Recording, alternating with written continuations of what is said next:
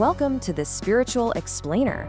Today, we're taking a fascinating dive into one of humanity's absolute oldest frameworks for health, mind, and spirit.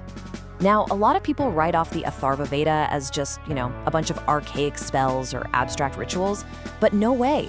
It's actually this profoundly practical, super structured guide to holistic living.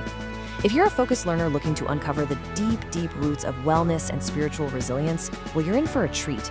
This text is quite literally an incredible window into the ancient devotional soul. Okay, let's dive right into this. What we're looking at is the very beginning of the Atharvaveda's first khanda, complete with the original Sanskrit verses and their commentary.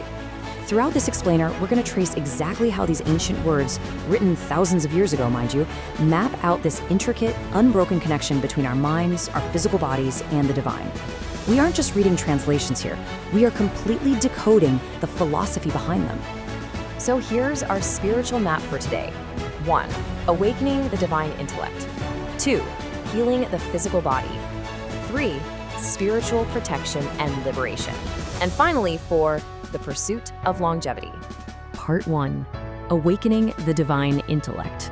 You see, in the Vedic tradition, before the physical body can ever truly heal or thrive, the mind has to be illuminated first. It has to be stable. And that brings us to Medahana. Right out of the gate, literally in the very first sukta or hymn, the text hits us with this fundamental plea. Medahana is all about the invocation and awakening of the intellect, of mental retention and divine clarity. It's kind of fascinating, isn't it? This ancient system of wellness doesn't kick off with a physical prescription. Nope, it starts with cognitive and spiritual awareness. The text actually directs these opening invocations straight to Vachaspati, the Lord of speech and expression. You're asking for divine, illuminated knowledge, and practically speaking, for steadfast memory so you don't just lose that knowledge. But get this, the original commentary uses this absolutely brilliant metaphor. It asks for your intellectual energy to be as focused and potent as a fully drawn bowstring, just waiting to fire. I love that. It's not passive learning. It is a highly active, totally dynamic, and sharp state of mind. Let's move to part 2, healing the physical body.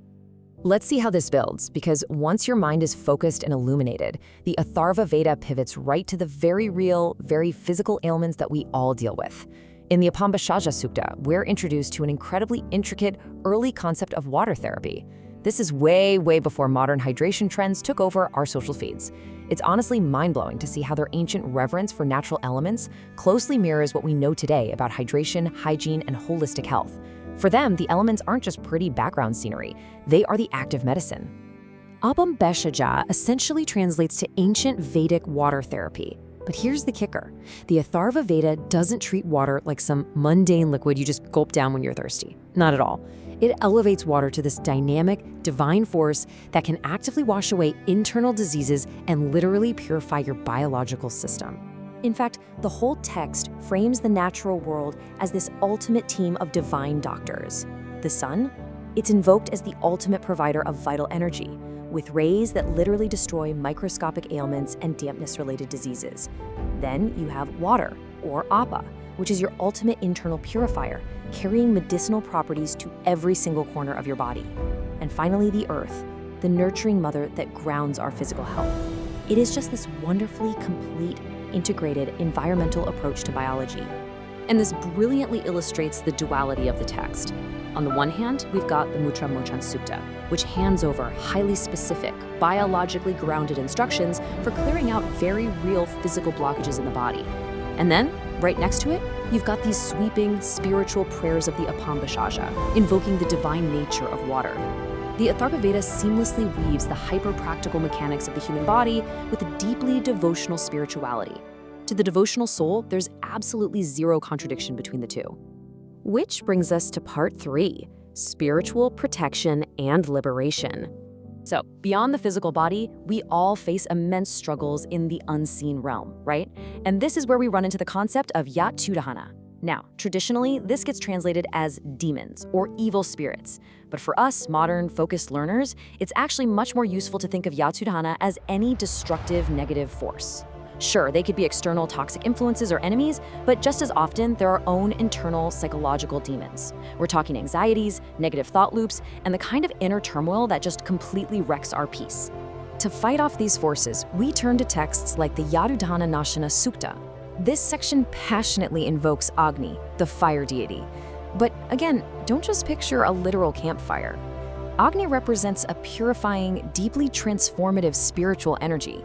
The devotional soul is calling upon this spiritual fire to literally burn away all those negative elements. It acts as the ultimate protector of your mind and spirit. Now, what makes this explainer so vital is realizing that the Atharvaveda tackles both sides of human suffering totally equally. It treats spiritual ailments like carrying around a ton of guilt, having destructive habits, or what it calls the noose of Varuna, with the exact same clinical urgency as a physical fever or a bodily infection. Think about that for a second. A sick spirit gets treated with the exact same precision as a sick body. Let's look a bit closer at this whole noose concept. In the Pashuvamuchana Sukta, the text dives into the idea of Varuna's noose. Varuna basically represents divine law, the cosmic order of things. When we go against that order, when we lie or harm others or just act completely out of alignment, we actually bind ourselves in a spiritual noose of our own making. So this specific part of the text is a deeply emotional, devotional plea to be set free from the consequences of our own misdeeds. The commentary translates to this incredibly powerful sentiment. "O fallen human, I save you from the fierce anger of the controller, Lord Varuna. I liberate you from the sorrowful state." Wow, you can truly hear the devotional soul of the text right there, can't you? It's a profound, grounded recognition that, yeah, humans make mistakes, but it's wrapped in this deeply compassionate promise of divine forgiveness and liberation. Moving on to part 4, the pursuit of longevity. So, once your mind is wide awake, your body is healed, and your spirit is finally liberated from all its heavy burdens, what's the ultimate goal? Well, the crucial point is 100. Yep, living a full, vibrant 100 years. In the Vedic tradition, this is known as Ayushya. This text is incredibly life-affirming. It doesn't tell you to run away and reject the world. Instead, it hands you the exact tools to live in it for an entire century full of purpose, health, and vitality. We see this beautifully detailed in the Dirghayu Sukta, which lays out the concept of Trivrit, or threefold protection. This really brings everything we've talked about today full circle.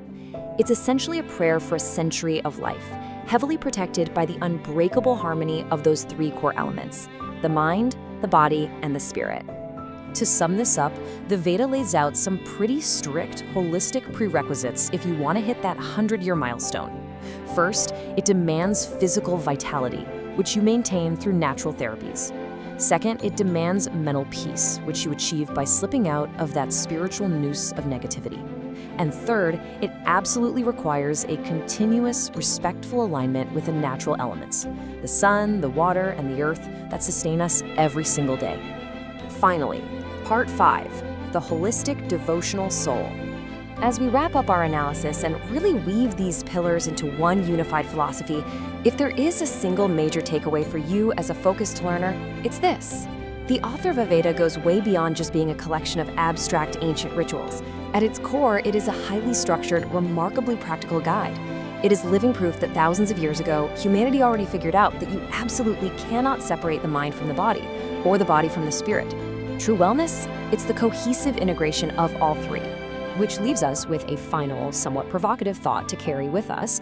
We live in an era of hyper-specialized medicine and totally fragmented attention. So how can this ancient integration, this literal blueprint of a devotional soul uniting mind, body, and spirit, reshape our own modern pursuit of wellness today? It's a huge question and definitely one worth reflecting on. Thank you so much for joining me on this Spiritual Explainer, and as always, keep learning.